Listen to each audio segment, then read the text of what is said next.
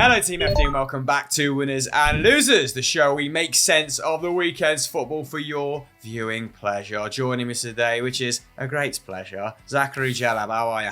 Very good, thank you, mate. Very good. Decent weekend overall. Buzzing to watch Peaky Blinders later tonight, even though it's already out, but I missed it. Yeah, not too bad, mate. How about you? I had a really good weekend, thank you, mate. Got away to the continent, went to Hamburg, beautiful city, beautiful people, a good time was had. Went to bed at about 8:10 last night for the first time since I was 11. Felt very delicate, but raring to go for today's show. Just noticed that my lips look a bit dry as well, getting some Vaz on them later. Let's get stuck into the talking point then. We're only going to do a talking point today. We normally have 4 sections though. Talking point, winner, loser, moment of the week. But the League Cup final was so action-packed, we're going to keep it to that. This was, of course, Jurgen Klopp's 5th trophy as Liverpool boss. It was Liverpool's 9th League Cup in total, an English record. And it was an absolute slugfest, wasn't it, Zach? A really high-quality slugfest too, and a wonderful advert for the League Cup, which is often spoken about with a great amount of disdain, by myself included. But they handed out a lot of tickets to fans for the Cup final, and the atmosphere subsequently looks unreal. You were at the stadium. Did it live up to your lofty expectations, Zach, being there in the flesh? Oh, mate, it was fantastic. Atmosphere-wise, it was really, really good. And you mentioned the game there. Like, I think it might have been the best 0-0 I've ever seen. Like, if someone else can think of another game, I'd really like to know. Just the quality of both teams, the football that was on display was fantastic in every regard. And I think it was the first time. I think it's the first time I've seen Liverpool play live. And like their fans, like full credit to them. Chelsea boys were also really, really good. But like listening to You'll Never Walk Alone is quite something. And obviously with the penalty shootout as well, it was on their end, and they did a really, really good job at trying to make it tough for the Chelsea players and Kepa. But yeah, overall, mate, a fantastic, fantastic day. It really was. Well, before we get stuck into the football, let's get stuck into your outfit, which editor Daniel Pate will put on screen now, because you know, when you first started working for Chelsea, you couldn't be bothered to iron your T-shirt. And now look at you. An absolute dish. Take me through some of those decisions. Thank you, mate. Yeah, no, it was a simple one. Chelsea kind of said, look, it's not going to be technically smart. It's smart casual, but leaning towards the smart side. So I went with a little white T-shirt, suit trousers and a jacket. What can I say? The rebrand is complete. It's a hella tight fit, mate. I love it. Right, let's move on to the football then. And it would be a shame just to discuss the Kepa substitution, because a lot of good stuff happened, like we just mentioned. So let's run up some of the other talking points first from this very high quality match. Starting with some of the positives. I want to know who your man of the match was, Zach, because a lot of candidates out there on both sides. Yeah. I think both defenders in kind of Matip, Van Dijk, Thiago Silva, Schlober had all really good games. Rudiger too. But for me, probably Edouard Mendy. Edouard Mendy made some crazy saves in that game. The second reaction save to Mane is ridiculous. I think maybe he could do better with the first attempt rather than kind of parrying it out. But I guess it does go through bodies. It's not the easiest of ones. But the second save is quite. I remember seeing it and just thinking, well, this is a goal. Like it's done. I just had the imagination of him nestling it into the top. That sinking of the feeling, net. yeah. Yeah, exactly. And he pulls off that save, and I was just like, could not believe it. And then also the save as well against Van Dijk's header from the corner, I think. Was another fantastic one. He put that as well into the right area. Reece James was able to clear it, and he made a couple of other very strong saves too throughout the game. So I think for him probably was my man of the match. But definitely shout outs as well to kind of both sets of defenders. Trent as well. Just watching him sometimes is such a pleasure. Just the passes he picks out. There's one pass he does with the inside of his foot on the volley. It sets Mane through. I think again Mendy saves it in the end. It was just ridiculous, man. You know, I think not many people have clocked onto or didn't get mentioned in commentary. Trent has clearly been working on his weaker foot, because there were some moments where he had to either clear it down the line with his left foot or play it inside, sort of through the lines with his left foot, and he did it with aplomb. So yeah, Trent, another masterclass in passing from him yesterday. I think definitely right to sound out the defences, and shout out to Trevor Chalobah as well, who had to play after a period on the sidelines, right? And he up against Mane, Salah, that Diaz, tackle. Yeah, really good defensive performance from him. Luis Diaz, I thought certain aspects of his performances maybe a little bit overplayed, but he was a pleasure to watch, wasn't he? Yeah. I mean, the no-look passes probably should have stopped after the first 5 or 6. Maybe a little bit of overkill there, especially as the game got tenser and tenser as the fixture sort of progressed. But 4 shots from him, so sort of very productive. And the final third didn't create any chances, only completed 1 dribble, but there were some really eye-catching moments, including that little touch around Reece James. So definitely sprinkled a bit of South American flair on the tie, didn't he? And Kai Havertz, I was watching him, and through the whole game, I was thinking, well, he'd be so good at Liverpool. Just sort of can play anywhere along that front line. He's probably never going to be a guy in the Premier League that scores 15 to 20 goals, but is an enabler, isn't he? He could be the Firmino moving forward. And in this tie, sort of showed why. 5 chances created. A superb sort of outing from him, and he deserved his goal, but it was miles offside, wasn't it? Chelsea actually had 3 disallowed goals, didn't they? But Lukaku's probably the most contentious, and that's what I wanted to really bring up here as our first big talking point. Now, technically technically correct even, but let's hear Tuchel's thoughts before we hear yours, Zach. Have you ever been involved in a game before that you can remember where a side has had 3 goals disallowed? Not sure. I don't know, but it is like the one from Romelu is a very close call and a very close line. I just saw it. Maybe I don't understand fully where the line is drawn, I have to say. So there are like a bit bad feelings about this goal. Yeah, it's about, of course, in these matches where it's so tight, you need a bit of luck. Sometimes it's a centimeter here and a centimeter there. We scored 3 times. We had big chances, big chances. They had chances, so it was a fair result all the way, I think, to have a draw. So in short, he's sort of saying he still doesn't really understand the rationale behind drawing the line at the sleeve. What were your thoughts on it from inside the stadium and looking at it afterwards? I mean, again, from inside the stadium, I know in the Premier League it's different now. They do show you what the decision is, what's happened. They show you a video and picture of it. But I know in the EFL Cup, it's not the same. They didn't have an explanation. They didn't have anything like that about any of the VAR decisions. So that was a bit of a shame for inside the stadium. But having looked at it since, I mean, it's rough. It's really rough because I don't understand why we are drawing it from the sleeve. Like, I know you can score from your kind of shoulder area, but that's just so... When does that happen?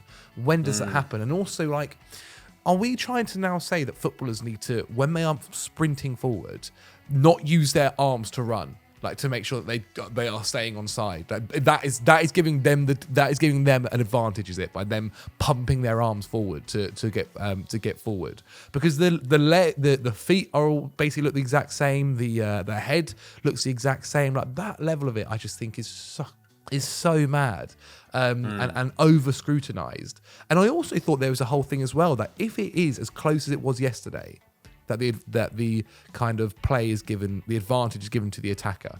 I was almost certain that was kind of the ruling that we were going to go with, because when it's that close, are you really getting an advantage? Like, in my view, an offside should be whether that attacker or the attacking team has been given a huge advantage over it. And I think for something case like that, I don't feel. I don't know. Maybe I'm being biased because I also did think the Liverpool one was an offside. But yeah.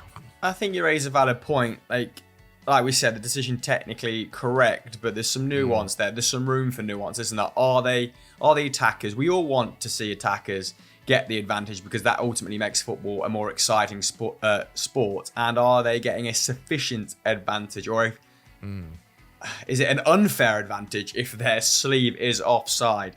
We want to hear your comments below. Do you think that, for the good of the game, Lukaku's goal and other goals of that nature should stand? It makes it reminiscent of the whole Patrick Bamford one where he was pointing to where he wanted the ball last season, wasn't it? But we'll move on because the VAR offside chat can get a little bit tedious. But for the sakes of balance, let's move on to Liverpool's disallowed goal then, which you briefly mentioned then. It was Matip who scored. It was, of course, Van Dijk who got flagged for being offside and interfering with play. And before I hear your take on that, let's hear from the man himself. You obviously were involved in an offside goal that may have avoided penalties when Joel Matip put it into the back of the net, but it was you who was offside and you who were, according to the referee, sort of interfering with play by sort of holding back the defender. Did you see that? I told him, the ref as well, I don't understand, because I wasn't even participating in this whole moment. The ball went over my head. I didn't even went for the ball. Obviously, it's what I see it is. It's a game full of challenges, and you are allowed to block and move and do all these things. And I don't understand this. And I think we saw it when Manchester played away against Burnley, similar situation, and also disallowed. And I don't understand it. I don't understand it. So ultimately, the Dutchman is saying you should be able to make contact and it not count towards that phase of play. What do you make of that, Zach? I can understand how you can feel hard done by. I really do. But I do think if you're standing in an offside position, to that level as well, to that level where he very much was offside. If it was like the kind of Lukaku situation, I'd feel much more fine with it. But when you are just kind of blocking the guys from getting through and you're offside, like you are affecting play. It's just like the kind of when you're offside for a goalkeeper, or if you're a goalkeeper and you're in his vision, you are affecting play. And maybe if you're not there, then one of those Chelsea players might get to that header. So I can see why he feels like that. But overall, I feel like that is offside, yeah. Yeah, I think that'd be a weird precedent to set where players can stand offside and effectively hold their markers from the other side. He almost got away with it, didn't he? It was almost a great play. He was just half a foot offside. He just needed to be a little bit savvier. Almost pulled it off, though. I agree. I think both decisions ultimately balance one another out, I guess, in some strange way, shape or form. Let's move on to the shootout then, because it was the highest scoring penalty shootout between two top flight clubs in English football history. So drama-fueled, wasn't it? Firstly, I do want to start by highlighting Kepa's slow journey back to credibility before we sort of come to any conclusion about his involvement in the penalty shootout, because this is a player whose reputation was in absolute tatters after that disastrous 1920 campaign where he let in 1.4 goals per league game. He started 2021 very poorly as well, didn't he? And ultimately only started 6 league games last season, lost his position. But then in a very limited amount of minutes this season, he has a save percentage of 84%, which would rank him top of the league. Of course, we have to take that with a massive pinch of salt because he's only started 4 league games. And that's not, 360 minutes, not a credible amount of data to sort of pick from. He's got a post-shot XG in that time of plus 1.5, which would be the 9th best in the league. So basically, when he's featured in the Premier League, he's done okay. He's sort of rebuilding trust with the fans, with the players, isn't he? The media off his back, off his back to an extent. And then this happens, and it's just a huge step backwards, isn't it, for him? And before I sort of weigh in with my opinion and how I felt when he came on, never mind the result, I wanted to know what you thought as a Chelsea fan when he stepped onto that pitch. Mate, I honestly, I mean this so much, I had no worries at all. And I don't really, I'm not bothered that Chelsea lost on a penalty shootout. That's just how penalties go. And I'm not bothered that Kepa was the guy that came on to make the saves. Literally in the run to this competition, to the final, we got to a penalty shootout against Aston Villa. Kepa came on. Kepa won us the penalty shootout. We got to a penalty shootout with Southampton in a 1-1 draw. Kepa came on. Kepa won us the penalty shootout. So Kepa coming on another penalty shootout in the final is not a worry. And in the Super Cup earlier this year as well, he came on. He won us the penalty shootout. I'm literally not bothered by that at all. And statistically, going into it, it's what Tuchel's always kind of thought and always said, that he is much better than Mendy. I think legitimately, the stats are, or at least maybe before this penalty shootout anyway, were much better and much higher in Kepa's favour overall in their careers. I have no issue. I'm not blaming Kepa in any way, shape or form. And I think anyone that is really looking at it bad, because we wouldn't be in this situation if it wasn't for Kepa anyway. Yeah, sure. But what I thought, the only reservations I had was it necessary to put him in this situation, even as a designated penalty saver normally? Was it necessary to put him in a situation where he was either going to be a hero or villain, given he's only just rebuilt that trust, given he cost so much money, given he received so much criticism in the media over the last 18 months? And with Edouard Mendy playing so well, I don't know, I maybe would have revised it. Obviously, easy to say in hindsight, but when he brought on, I just thought this could make or break the newfound level of confidence that the fans and players have for him, right? And it just felt like putting him in the firing line when he could maybe have done with a little bit more time out of the limelight. But like you said, if Tuchel made that decision prior to the game and he stuck to it, if it was always part of the game plan, then you can't be too critical of it. It's just the human cost for me. You know, Kepa, not many goalkeepers have had the last 2 years that Kepa has had, and he probably should be not wrapped up in cotton wool as a result, but I'm still not sure how I feel about it, Zach. His confidence has had a boost though from playing in these penalty shootouts. Like, I think if you're Kepa, right, your confidence must be sky high when your manager is telling you, you know what, mate, I know what you're an absolute specialist in, and it's penalty shootouts, and you've shown that to us, and you've proven it time and time again. Here is the occasion, a massive occasion.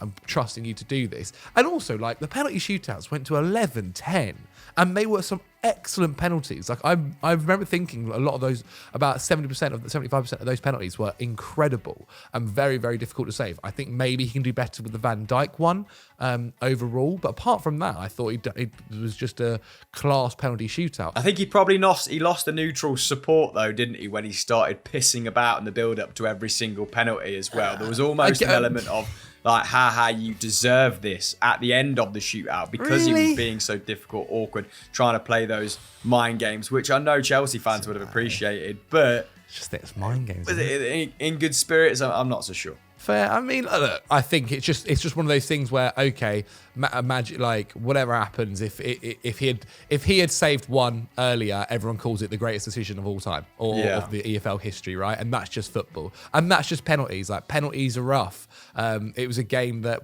could have kind of both teams deserved to win it with the way they played their football and the chances that they created, and that's just penalties. Like, I'm not necessarily bothered that Chelsea lost it on penalties because I thought overall it was a fantastic game, and that's just how it works. Yeah, I mean, a couple of Sky pundits weighed in with their opinion, didn't they? Jamie Redknapp said that he's not good enough to be relied upon in that situation, which you've said, he has been this season and done very well. Carragher said, he's a slightly better penalty saver. It's a reasonable call.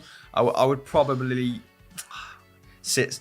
I don't want to sit somewhere in the middle because that offers no value to the people watching at home. I probably wouldn't have made the substitution, but it's not a criticism you can level at Tuchel, I guess, in that situation. But that's just a personal preference. I hate it when people are brought on to take penalties. When they go into a match cold. Just having been that guy who's brought on for like extra time as Sunday League, and you're like, this is going to take me 5 minutes to get into this. I just kind of can't help but envisage what that would be like as a professional footballer, going into a high pressure situation without having a feel for the game, which we can't really explain with stats and numbers and statistics, can we? But yeah, I mean, if Kepa was in goalkeeper hell yesterday, then Caoimhin Kelleher was in goalkeeper heaven, wasn't he? And I think, maybe before we wrap up the show, let's just hear what his manager had to say about him post-match. So we end this section on a slightly more positive note, Jalab. Jurgen, I think you said after your semi-final win against Arsenal, Caoimhin Kelleher will be my goalkeeper at Wembley, but even you couldn't have imagined how it would end. No, of course not. Look, I think even in professional football, there should be space for some sentiment, to be honest. So when he's a young boy, we ask him to do a lot. He gets the competition, starts playing, and then in the final I tell him, no, you don't play. I'm two things, a professional football manager and a human being.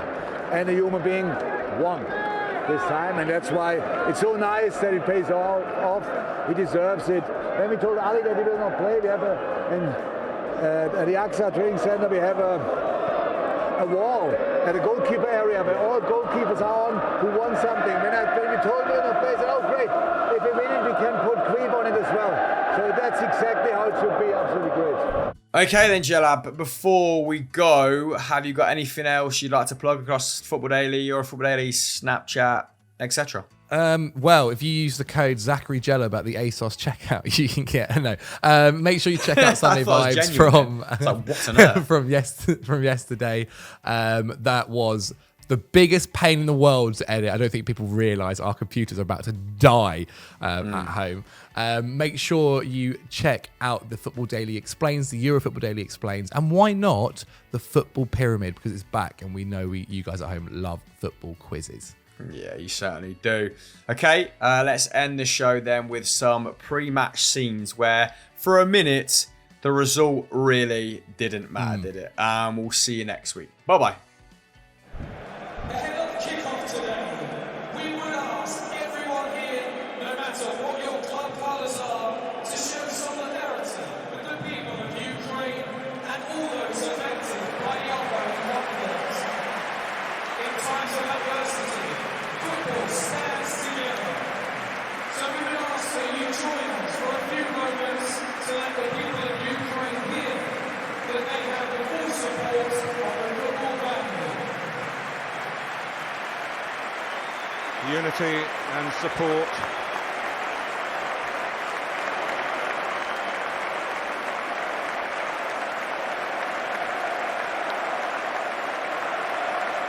Football certainly standing together.